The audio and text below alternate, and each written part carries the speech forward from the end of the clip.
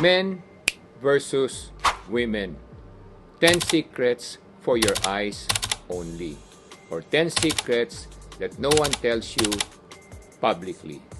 Maraming mga nagsasabi na ang babae daw ay galing sa Mars at ang mga lalaki naman galing sa ibang planeta. Kaya kadalasan, hindi sila nagkakaunawaan at hindi nila naiintindihan kung bakit ganon ang kanilang mga pag-iisip at ganon ang kanilang mga damdamin. Kaya marami nagtatanong sa ating mga kababayan, ano nga ba talaga ang pagkakaiba ng mga babae sa mga lalaki? At paano natin dapat itong i-handle o i-manage para na sa ganon mas maganda ang understanding ng bawat isa't isa. Ito ang ating pag-uusapan.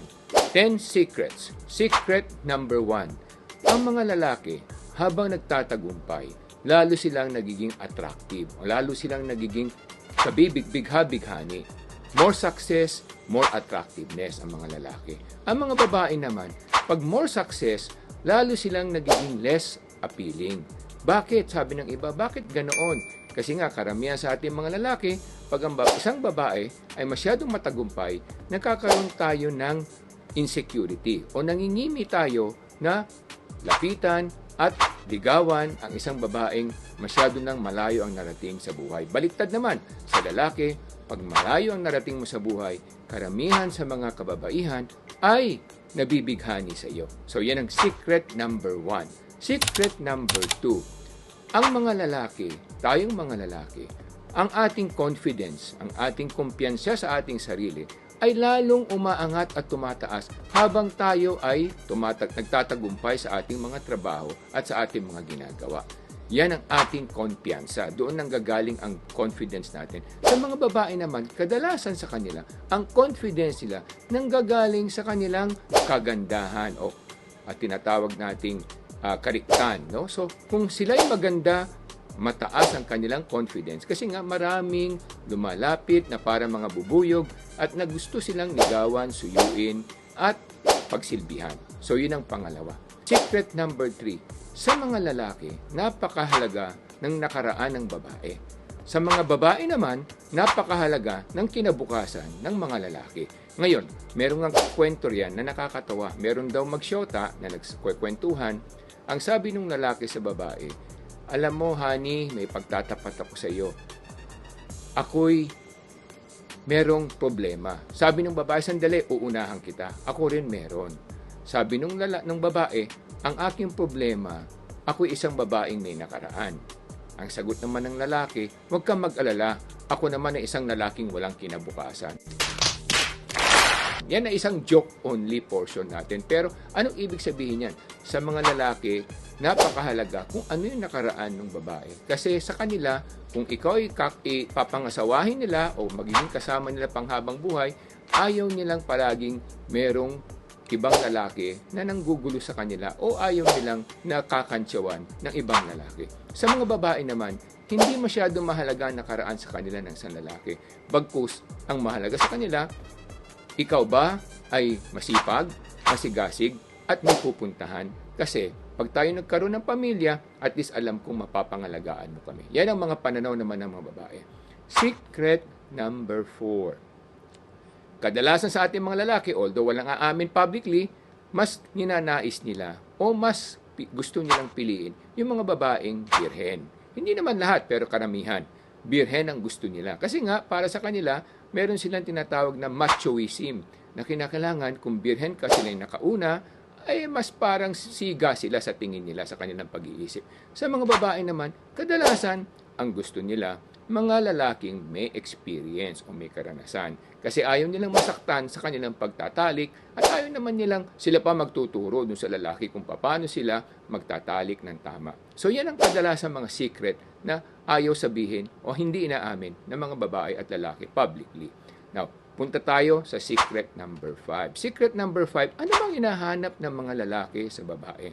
Kadalasan, karamihan, ang nais ng mga lalaki ay isang dedicated wife. Isang babae na pwedeng i-commit ang kanilang sarili sa kanilang minamahal na lalaki. Hindi yung babae na parang marami pang gusto. So, yun ang normal o kadalasan na hinahangad ng mga lalaki. Sa mga babae naman, ano ba ang hinahanap ng mga babae? Kadalasan, tanggap naman ng mga babae na mga lalaki may kapilyuhan. Pero gusto nila at ang hinahanap nila ay isang lalaking good provider. So yan ang secret number 5. Secret number 6, ang mga lalaki kadalasan mas mapusok. Daring nga, sabi natin, ano? At hindi lang mapusok, innovative, risk taker, so mas mapangahas, sinasabi natin. Kaya nga, sa kadalasan sa mga kumpanya, ang mga namumuno at mga negosyanteng nagtatagumpay, mas nakararami ang mga lalaki kasi nga mga risk taker sila. Ang mga babae naman kadalasan, mas conservative. Ang kanilang talento ay mas administrative, tsaka safe player. So, wala namang masama sa mga ganyang katangian, pero yan ang mga secret number 6 na dapat nating malaman para maunawaan natin kung paano ang maayos na pagsasama between men and women. Secret number 7, ang mga lalaki, pagdating ng 30, doon sila nagsisimulang maging mas matagumpay, mas masigasig, mas seryoso, mas responsable. Diyan sila nagpipik. Yan ang starting point ng peaking point nila. Ibig sabihin, pagdating nila ng 30, mas marami silang gustong gawin at mas marami silang gagawin o maraming magagawa. Ang mga babae naman normally, ang kanyang starting point ng pagka-peak niya o nagsisimula siyang umusbong sa 18 anyos kasi diyan lumalabas ang kanyang kabigha-bighaning mga katangian at kaanyuan. Kaya they start to peak at 18. Kaya nga mga lalaki kadalasan, pagdating ng 30, mas nagiging polygamous yan kasi more success, nagiging more attractive sila. Ang mga babae, pagdating naman ng 18 hanggang 25, kadalasan maraming mga nanunuyo dyan. Maraming mga nanunuyo at maraming gustong lumigaw. Now, punta tayo sa secret number 8. Ang mga lalaki, kadalasan, they want to build relationships for the long term sa maraming tao, mababae o lalaki. Marunong silang manuyo, kaya kadalasan mga salesman, kadamihan sa mga salesman ng mga kumpanya, mga lalaki kasi nga sanay silang manuyo. Nanunuyo sila, pinagsisilbihan nila yung mga kliyente nila. Ang mga babae naman normally mas reactive, naghihintay sila kasi hindi sila nasanay na sila yung manunuyo ng tao. Ang mga lalaki mas proactive, ang mga babae mas reactive. Okay, secret number 9. Ang mga lalaki parang switch ng kuryente.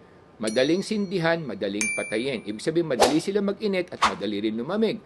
Ang mga babae naman, baliktad, para silang plancha. Habang tumatagal, umiinit at mas matagal silang lumamig. Kaya nga, ang kasabihan, ang mga lalaki parang switch ng ilaw, ang mga babae parang hot iron. Okay, now, secret number 10. Ang mga lalaki, kadalasan, handang magtapon ng pera, handang sumugal o tumaya kung alam nilang merong silang pag-asang lumayo o kumita ng mas malaki o makaangat sa buhay. Mas meron silang ganong karakter na mag-i-invest, tataya, pang matagalan, kasi nga ina-expect nila na balang araw baka makalayo sila.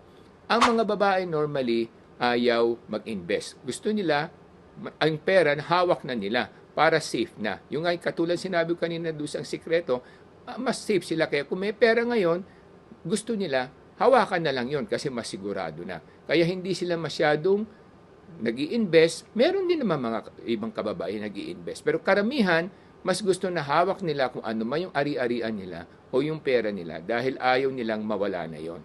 Ayaw nilang isugal o itaya o ipuhunan pa hanggat maaari. Yan naman ang mga katangian ng nakararamihan. Pero hindi naman lahat pare-pareho ugali. Pero yan sinasabi natin majority lamang. Yan lamang mga kababayan, sana magabayan kayo sa tamang pag-iisip, pangunawa, para sa ganun, mas maunawaan ninyo kung paano makikitungo sa ating mga kababaihan at ang mga kababaihan naman, mas maunawaan nila kung paano pakisamahan ang ating mga kalalakihan. Sana magkaroon tayo ng isang maayos na lipunan na ang ating sinusulong ay ang tagumpay ng bayan. Yun lamang po mga kababayan. Ako nga po pala si Michael Sai, ang inyong dad ng bayan.